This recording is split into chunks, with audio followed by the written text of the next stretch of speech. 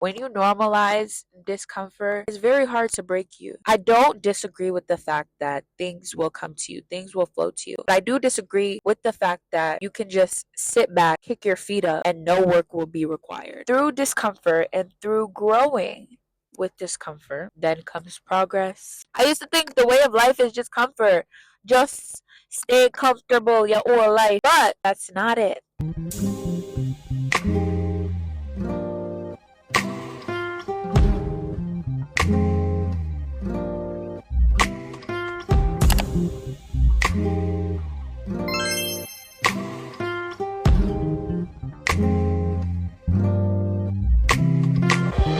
Hello, my loves. It's Naya. Welcome back to another video. I'm so glad you decided to click on this video. Disclaimer, I filmed this video like 2 times already. It got to a point where I just felt like I was just yapping about a whole bunch of nothing. Maybe that's just the intrusive thoughts trying to get in my head. But now I declare this be the final take. Before we get into the topic, don't forget to like, comment, share, and subscribe. Today we're talking about discomfort and the fact that discomfort is a way of life. There are so many different ways of life, but I realize the one that works for me right now is discomfort. Yep. And I know what it sounds like. Like, why would you want to be uncomfortable? And my question is, why wouldn't you want to be? It's like, no, I know why you wouldn't want to be uncomfortable, but through discomfort and through growing with discomfort, then comes progress. Then comes everything that you want and desire in life. And that's basically how I came to this realization. I have so many desires in life, so many dreams, aspirations, so like huge, right? They always say your goals should be so big, your goals should be scary. If your goals are not scary, then they're not big enough. People always say that. And so I realized this ain't gonna be easy. Okay, this ain't gonna be easy. I have to get used to being uncomfortable. I have to get used to being in discomfort, growing through discomfort. And let me even tell you how I got to this point. Freshman year, as I'm entering college, I started tapping into femininity.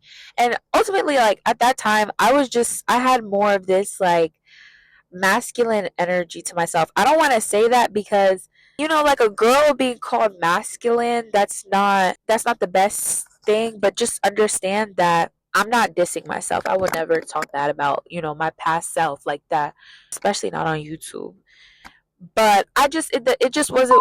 Ooh, it just is what it is. I just was masculine at that time. If you understand like femininity and like, oh, this is the feminine way to do it, this is the masculine, I was moving in a way that they would say is the more masculine way. Okay, that's how I'll say it. I wanted something new. I'm going into college. I want to reinvent myself. I don't like that term, reinvent. I don't know, it's a little odd to me, but at that time I did. I was like, yeah, let's get her together. After watching numerous amount of YouTube videos and whatever so be the case, the conclusion that I've got, or one of the main conclusions that I've got from all my femininity research, was that I need to step back. I need to surrender. I need to let go and let God. And I need to be the passenger princess. So with that, I stopped forcing. I would really force a lot, like a lot. It would stress me out. But from forcing things, I experienced this discomfort. And I thought, because I'm experiencing discomfort and because I will live through this discomfort, that then I will progress. And that's not to say I didn't progress, but I didn't progress in the way that I had thought I would. So, long story short, I end up just realizing, let me just let go. Let me just let life flow to me. I'm not gonna force anything. Even if I want something, I'm just gonna let it come to me. And that might not seem like a bad thing. I've been saying I don't chase, I attract. What belongs to me will simply find me for so long. I've been saying that since freshman year of high school, okay? So I don't disagree with the fact that things will come to you, things will flow to you. But I do disagree with the fact that you can just sit back, kick your feet up, and no work will be required. Okay? Even the people that sit back, kick their feet up, they have put work in, okay? Ultimately, at some point in my life, shit, even now, I might, sorry, my notebook just fell, but even now, anything that I do, kick back and put my feet up and just let come to me, best believe some work was put in before that. Best believe. I was unlearning everything that I learned before. I'm so grateful for that time that I spent learning femininity and learning how to surrender and let things flow to me. Even though I didn't have the right approach at the time, it led me to now where I understand the approach. I understand the right approach. I understand that I do have to put in work. Another thing that was really hurting me or during that time period where I was forcing things, I was really forcing things because I was attached to the outcome. And that's what I've unlearned through surrendering and through letting things kind of flow. But now I've shifted back into discomfort and being okay with discomfort because now I trust the process. And ultimately, I'm in love with the process. Like, even though being uncomfortable is uncomfortable to say the least, at some point I do end up loving it. It's almost like the same way like an adrenaline junkie. It's almost like a discomfort junkie because really I'm a progress junkie. Like I just want to progress, progress, progress. And I know that living through discomfort, living through I would say calculated discomfort, okay? I know that I'm being uncomfortable for a reason. I learned to love it. I learned to attract more of it, attract more progress. And that is the way of life, babes. Yeah. I used to think the way of life is just comfort. Just stay comfortable your whole life. You're not have to work for nothing. But that's not it. That is not it. And it's so weird saying that because in a way it is it. But like I said, you still have to put in work. Like any point that you get to in your life where I don't have to work for this, I don't have to work for that, or I could just sit back and relax, like I was saying earlier, you're still gonna have to put the work in at some point. You put the work in so that you make it work for you. Get out of the mindset of working for things and instead let them figure out how they can work for you. Okay, that's what the work is, figuring out how whatever you want to work for you can work for you, figuring out that system. Sorry, I'm trying to put it into words. And so now this shift from sitting back relaxing, I don't really like being put in uncomfortable situations, that type of thing, now this shift from that into bring on the discomfort. Yeah. Discomfort is a way of life because it never gets easier. It really never does. It never ever gets easier. It's just a new level to reach. And I actually wrote down in my notebook along with all the other notes for this video, Spiral Studio, ooh, Spiral Studio on TikTok. That is a TikTok page and this woman explains how nature teaches us, life lessons pretty much. And I remember the video, she was explaining how about trees. Hold on. Let me. Okay. When you reach a goal in life, it never gets easier. Trees, young trees, they spend all of their life fighting to get to the top.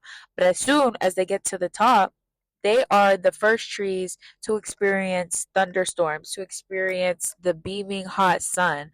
There is struggle in wanting to be the tallest tree, the biggest tree, but then now you've reached that goal. you're the biggest tree now, and now you have to take on the harshest weather conditions. If you see my eyes watering, I just sneezed like 15 times. Yeah, life never gets easier for that tree. In fact, some might argue that it gets harder.